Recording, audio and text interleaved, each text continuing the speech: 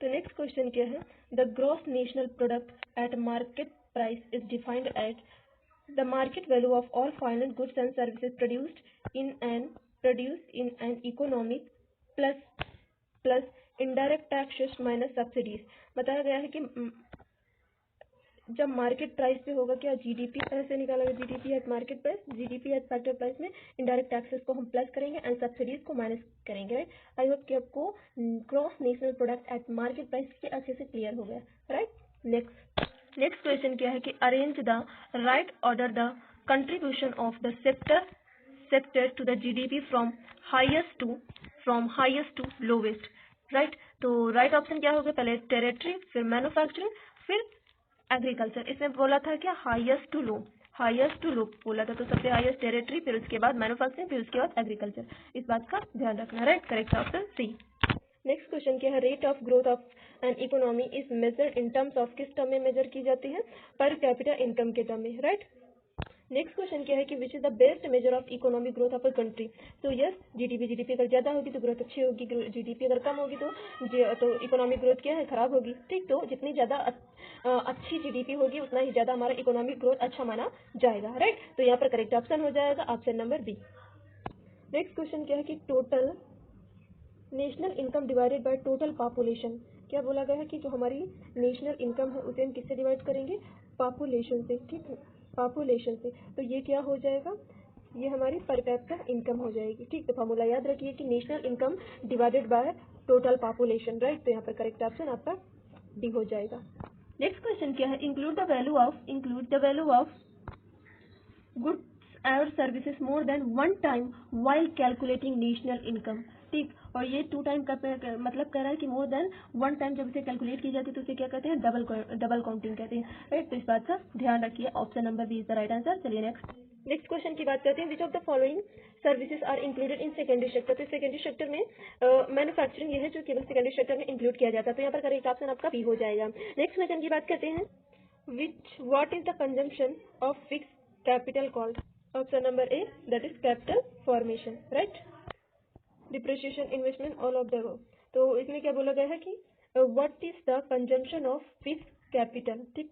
Fix capital को हम consume करेंगे तो धीरे धीरे उसकी प्राइस जो है वो घटेगी, ठीक, वियर एंड टियर होती रहेगी, ठीक। तो यहाँ पे क्या हो जाएगा, डिप्रिसिएशन। करेक्ट ऑप्शन आपका बी हो जाएगा, राइट। नेक्स्ट बात करते हैं, नेक्स्ट क्वेश्चन क्या है कि एनडीपीएफसी इज इक्वल टू, अभी हमने ऐसे जीडीपी देखा था, जीडीपी देखा था, ठीक। अब यहाँ पर एनडीपीएफसी देखेंगे, ठीक। एनडीपीएफसी देखेंगे तो एनडीपी में क्या हो जाएगा, एनडीपी में क्या पूछा था, फैक्टर कॉस्ट पूछा गया। अगर फैक्टर कॉस्ट पूछा गया तो इज इक्वल टू हो जाएगा माइनस की इनडायरेक्ट टैक्सेस प्लस की सब्सिडीज,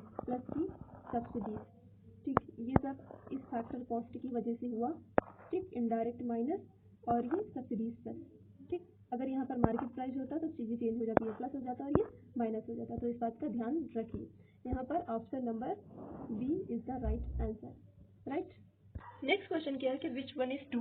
क्या बोला है इसमें, NNP is equal to GNP minus depreciation, ठीक। जब भी अगर जी है तो इसका मतलब समझिए ग्रॉस, और ग्रॉस मतलब इसमें डिप्रिसिएशन ऐड है, और जब भी एन है तो इसका मतलब समझिए कि इसमें इसका मतलब नेट, और इसका मतलब यह है कि इसमें से डिप्रिसिएशन डिडक्ट है, ठीक। तो यहाँ पर है नेट, ठीक। तो इसमें से डिप्रिसिएशन क्या होगा, डिडक्ट होगा, ठीक। तो जीएनपी माइनस डिप्रिसिएशन, तो हमें एनएनपी मिल गया, ठीक। अगर हम एनएनपी में डिप्रिसिएशन प्लस कर देंगे तो हमें क्या मिल जाएगा, जीएनपी मिल जाएगा।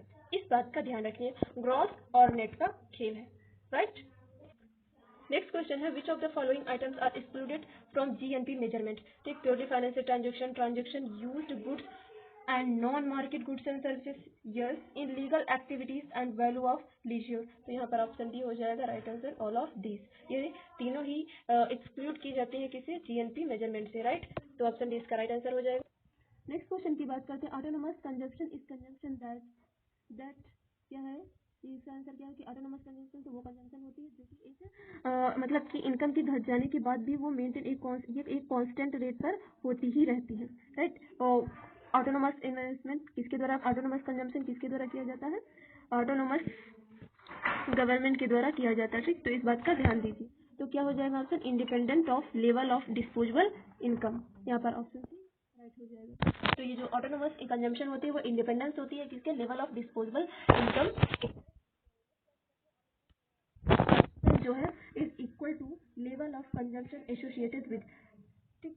इक्वल टू होती है लेवल कंजम्पशन एसोसिएटेड किसकी कंजम्पशन से एसोसिएट है, तो जीरो डिस्पोजेबल इनकम से। तो इस बात का ध्यान रखिए। The marginal propensity to consume is computed as the, ठीक। इसमें पूछा है कि एमपीसी को कैसे कैलकुलेट करते हैं, तो consumption divided by the change in disposable income, ठीक।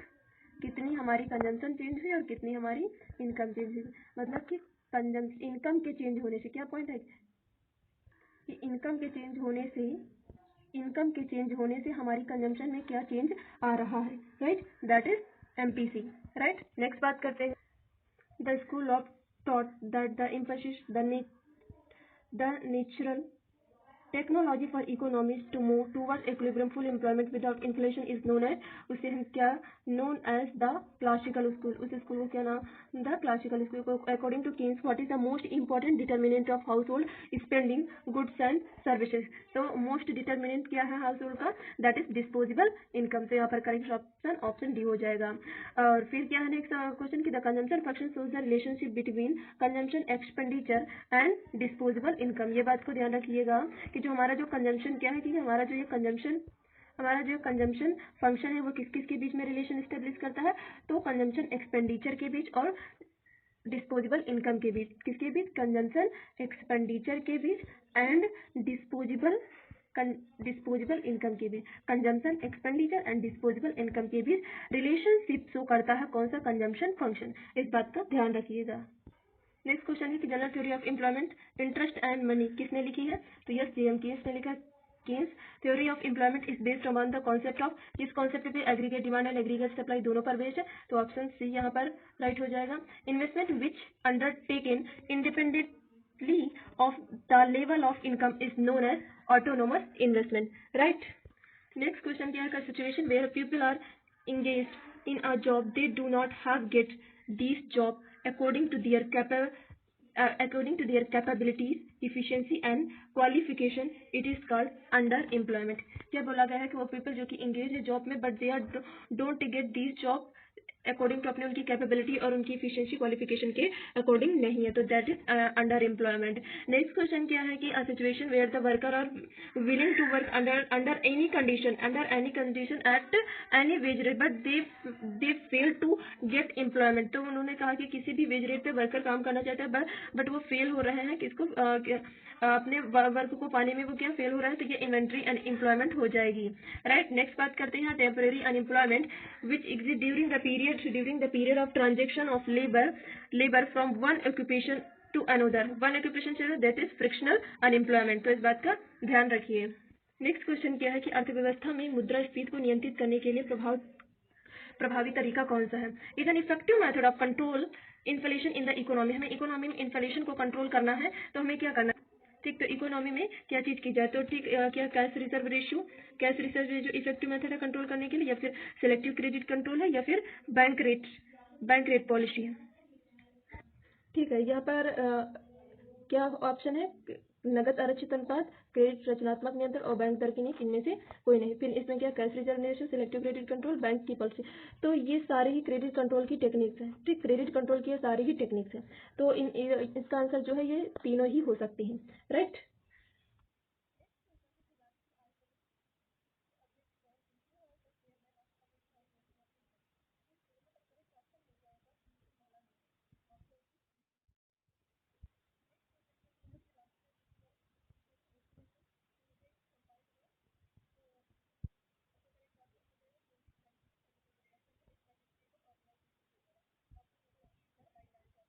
नेक्स्ट क्वेश्चन की बात करते हैं, प्रतिवर्ष आय है per capita income is that. तो पर कैपिटा इनकम क्या होती है, पर कैपिटा इनकम होती है, तो पर कैपिटा इनकम क्या हो जाएगी, national income divided by total population, देखिए कौन सा ऑप्शन सही होगा। यहाँ पर उल्टा दे दिया गया है, राइट, तो इस करेक्ट कर लीजिए। यहाँ पर ये सही होगा, national income divided by total population is पर capita income, right. Next question क्या है कि घरेलू क्षेत्र संभावित क्रय शक्ति जानने के लिए हम इस अवधारणा का उपयोग करते हैं। तो to know the potential purchasing power of the household sector we make use of concept of, तो यस, प्रयोज्य आय दैट इज डिस्पोजेबल इनकम।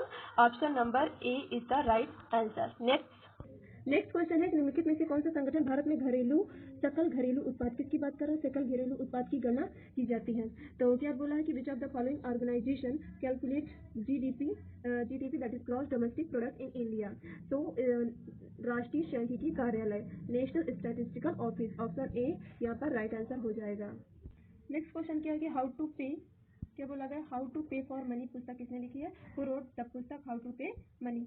तो यहाँ पर किसने लिखा है, प्रोफेसर कीन्स ने यह पुस्तक लिखी है। ऑप्शन नंबर डी इसका राइट आंसर हो जाएगा, राइट। नेक्स्ट क्वेश्चन क्या है, स्टैफ्लेशन क्या है, व्हाट इज स्टैफ्लेशन। स्टैफ्लेशन और इन्फ्लेशन में क्या होता है कि ठीक, इन्फ्लेशन में अनएम्प्लॉयमेंट हो जाती है और वहाँ पर कोई भी कंज्यूमर नहीं होता और प्राइस तो दोनों में रेस होते हैं, ये चीज़ ध्यान रखना। तो क्या हो जाएगी, यहाँ पर ऑप्शन नंबर बी और सी दोनों सही हो जाएंगे। ठीक, a situation which the economy have inflation and recession all together, ठीक, and economy where the employment is high, right. तो यहाँ पर option number B and C दोनों सही हो जाएंगे, दैट मीन